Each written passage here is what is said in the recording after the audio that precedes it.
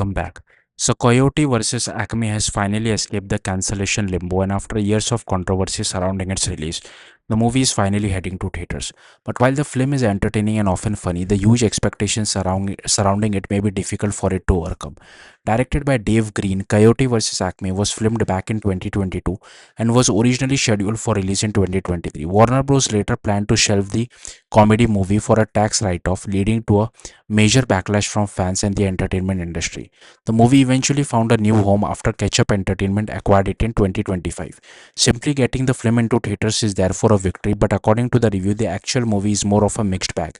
The story begins with a flashback to the 1990s when a cartoon scientist named Dr. Lore tries to expose secrets hidden inside the Acme Corporation. Decades later, Acme has become a massive company whose products appear everywhere.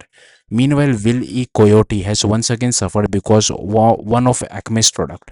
After seeing an advertisement for a personal injury lawyer, he decides to sue Acme for everything that has gone wrong during his endless attempts to catch the Roadrunner.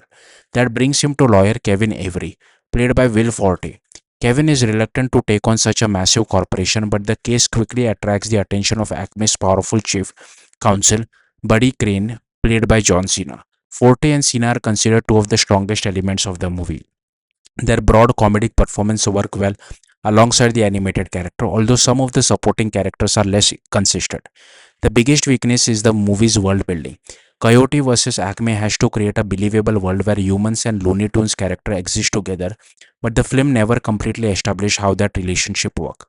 The animation and live action integration is generally effective, but neither side is perfect. The movie does not reach the level of Who Framed Roger Rabbit or even Chip and Dale Rescue Rangers. However, Willie Coyote himself is a major highlight.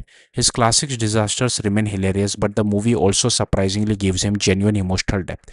The script manages to make audience sympathize with a character who has spent decades being blown up, flattened, and defeated. The Roadrunner is also entertaining whenever he appears, although the review feels the movie should have used him more.